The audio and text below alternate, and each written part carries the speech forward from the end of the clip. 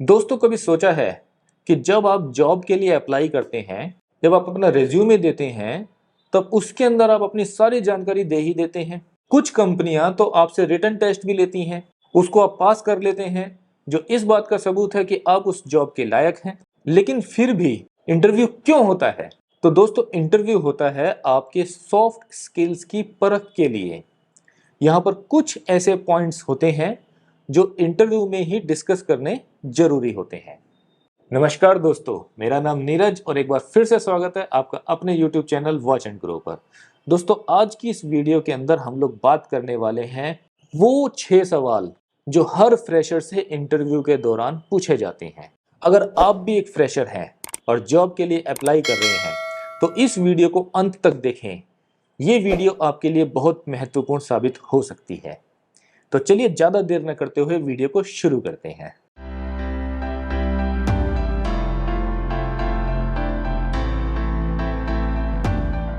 दोस्तों, इंटरव्यू के अंदर सबसे पहला एक क्वेश्चन पूछा जाता है, tell me something about yourself, मतलब अपने बारे में कुछ बताइए। अब यहाँ पर इसका जवाब देते वक्त आपको ये नहीं बताना है कि मेरा नाम ये है, मेरे फादर का नाम ये है, मैं यहाँ रहता हूँ। ये सारी चीजें तो ऑलरेडी आप अपने रिज्यूमे में दे चुके हो। यहाँ पर आपको बताना चाहिए अपनी एजुकेशन के बैकग्राउंड के बारे में। अगर आपने अपने कॉलेज के अंदर कोई स्पेशल अचीवमेंट ली है तो उसके बारे में आप यहाँ पर बताइए। अगर आपने कोई एक्स्ट्रा स्किल कॉलेज में सीखा है तो उसके बारे में बताइए और कोशिश करिए आंसर जितना छोटा हो उतना अच्छा है। दोस्तों, दूसरा प्रश्न जो अधिकतर पूछा जाता है वो है अपनी स्ट्रेंथ और वीकनेस बताइए। यहाँ आपके हार्ड कोर स्किल्स के अपेक्षा आपके सॉफ्ट स्किल्स की बात की जाती है।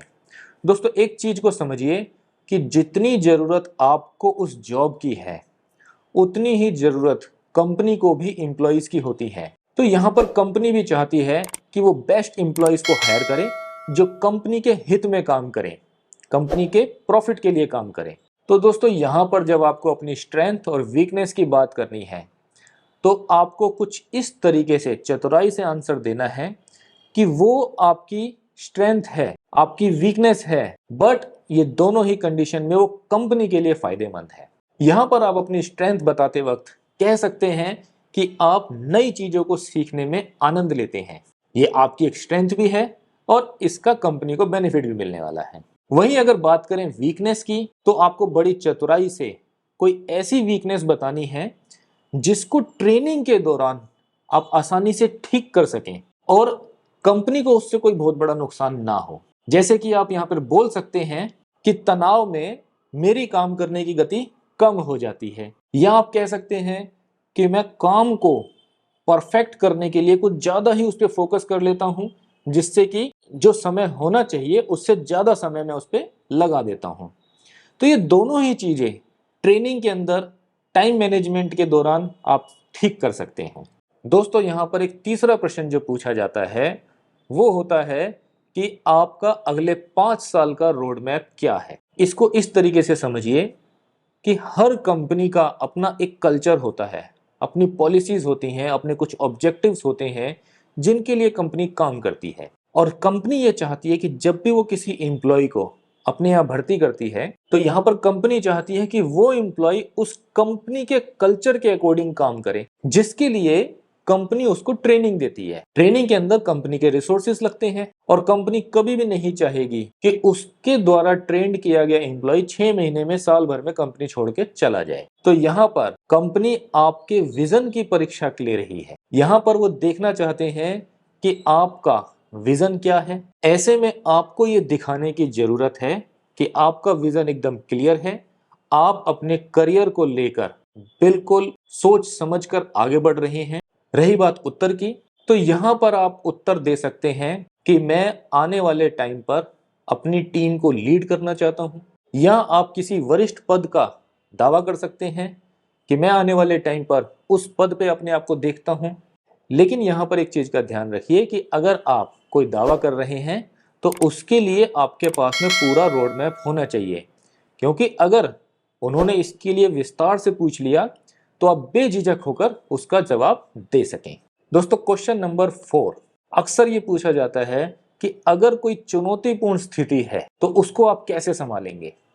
देखिए कंपनी क्या करती है, कंपनी क्वेश्चन इस तरीके से आपके सामने प्रेजेंट करेगी कि वो आपको क्वेश्चनों में फंसाना चाहते हैं और उस क्वेश्चन के माध्यम से वो ये जानने की कोशिश करते हैं कि चुनौतीपूर्ण स्थिति का सामना आप कैसे करेंगे। इसके अंदर वो ये समझना चाहते हैं कि आपकी प्रॉब्लम सॉल्विंग स्किल्स क्या है। तो उत्तर भी आपको कुछ इस तरीके से देना है कि आपके उत्तर के अंदर आपकी क्विक रिस्पॉन्स, आपका टाइम मैनेजमेंट और आपकी क्रिएटिविटी शो हो। तो कुछ इस तरीके से आपको जवाब देना है कि ये तीनों चीजें आपके जवाब में दिखाई दें। क्वेश्चन नंबर 5 है कि एम्प्लॉयर ये जानना चाहते हैं कि आप इस कंपनी से क्यों जुड़ना चाहते हैं। इस क्वेश्चन के पीछे एम्प्लॉयर की ये मंशा होती है कि वो जानना चाहते हैं कि आप कंपनी के बारे में क्या जानते हैं, ये जो जॉब निकाली गई है इस जॉब के बारे में आप क्या जानते हैं, इस जॉब की जो रिस्पॉन्सिबिलिटी है उसके बारे में आप क्या जानते हैं, इस जॉब को पूरा करने के लिए जो स्किल्स की जो रिक्वायरमेंट है क्या आपके पास वो स्किल्स हैं या नहीं।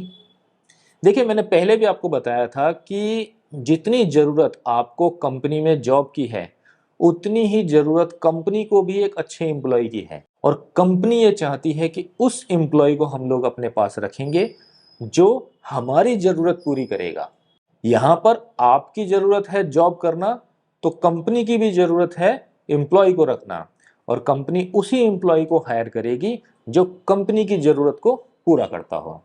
तो इस प्रश्न का उत्तर देते वक्त आपको ध्यान रखना है कि आपको जिस कंपनी में आप इंटरव्यू देने गए हैं उस कंपनी के बारे में पूरी जानकारी हो, जिस पोस्ट के लिए आप अप्लाई कर रहे हैं उस जॉब के बारे में आपको पूरी जानकारी हो और उस जॉब की जो रिस्पॉन्सिबिलिटीज हैं उसके बारे में आपके पास पूरी जानकारी हो और उस जॉब को पूरा करने के लिए जो स्किल्स हैं वो आपके पास हैं और आप अपने स्किल्स के माध्यम से उस जॉब की जो रिक्वायरमेंट है उसको फुलफिल कर सकते हो। ये आपको जताने की जरूरत है।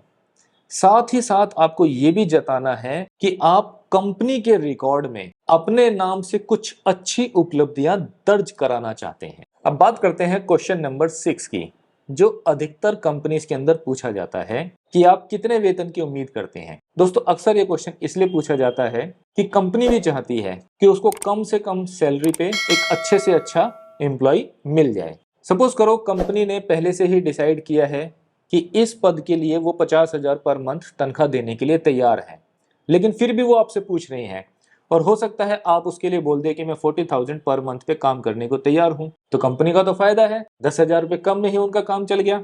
तो यहाँ पर इसी चीज को ध्यान में रखते हुए कंपनी अपने पत्ते नहीं खोलती, वो डायरेक्ट एम्प्लॉय से ही पूछ लेती है कि आप बताइए आपकी क्या उम्मीद है। तो दोस्तों इसका मतलब ये नहीं है कि कंपनी ने आपसे पूछ लिया तो आप कुछ भी बोल दोगे।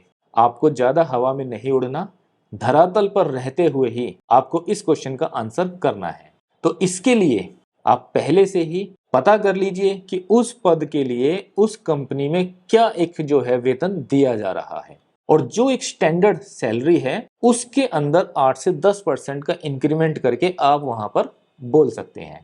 जब आपसे इसका स्पष्टीकरण पूछा जाएगा कि आप ज्यादा क्यों मांग रहे हैं तो आप एक्सप्लेन कर सकते हैं कि मेरी क्वालिफिकेशन ज्यादा है, मेरे पास परफेक्ट स्किल्स हैं और मैं पूरी डेडिकेशन के साथ इस काम को करने में समर्थ हूं।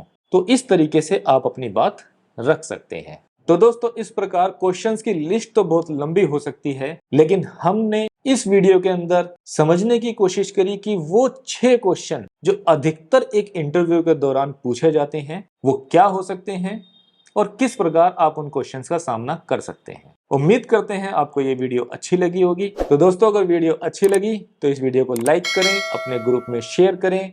अगर चैनल पहले से ही सब्सक्राइब किया हुआ है तो दिल से थैंक यू है और अगर चैनल पे नए हैं तो जाते जाते चैनल को सब्सक्राइब करना ना भूलें। तो मिलते हैं आपसे फिर किसी नई वीडियो में, फिर किसी नए टॉपिक के साथ में। तब तक के लिए धन्यवाद।